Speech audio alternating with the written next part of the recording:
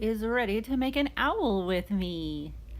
Let's start by making a slab. Roll the clay around in your hands until it is round like a sphere. Set it down and press with the palm of your hand to flatten it. You can also use your fingertips if there's a smaller area that needs to be thinned down. Sometimes I flip mine over like a pancake and continue pressing. The more you press, the larger your clay pancake slab will be. Speaking of pancakes, the slab should be about as thick as a pancake. If it's not, keep pressing. And if the pancake is looking a little wonky and lopsided, use your fingers to gently reshape it back into a circle. To add some feathery texture to your owl, use the lid of a marker. Press the bottom half of the lid into the clay. It should look like a happy face line. Right next to it, make another. Keep going until you've gone all the way across the slab.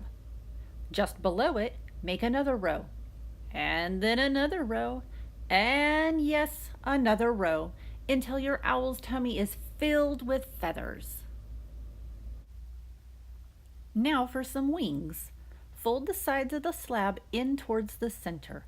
Carefully press so that it sticks to the tummy, but don't push too hard or you'll lose some feathers. If that happens, you can try repressing the feathers using the marker lid or start over from the beginning.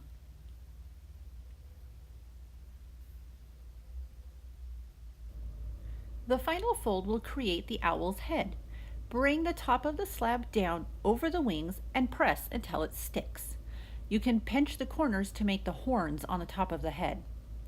I like to smooth the sides of my sculpture and reshape any parts that need it with my fingers when I'm all done. Did you know that the eyes of a great horned owl are almost as large as a human's? The marker cap is just the right size for making a big old set of eyes on our clay owls.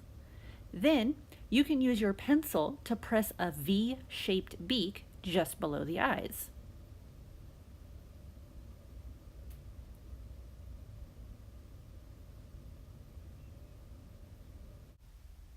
Move your owl to the square background paper and gently press it down so it sticks. Again, you can reshape the sides if they need it. It's your last chance, because next up, we're painting it. When you're painting, you want to use very little water in order to get a bold, bright color on your owl. It's not necessary to dip into the water every single time. Your watercolor cake is already wet. Did you notice that I reloaded my brush with paint several times before needing more water? Don't forget to paint the side of your sculpture as well. When I'm done with this side, I'm going to rotate my paper. That way I can always be painting the part that is closest to my hand. If I have to reach over the sculpture, I might get wet paint on my wrist and smear it on places where I don't want that particular color. For smaller detail work, like the beak and eyes, switch to the smaller paintbrush. You can choose whatever colors you want for your owl. Are you going to use fun, whimsical colors or more natural camouflaged colors? It's completely up to you. But it's time for you to begin painting your owl. Have fun!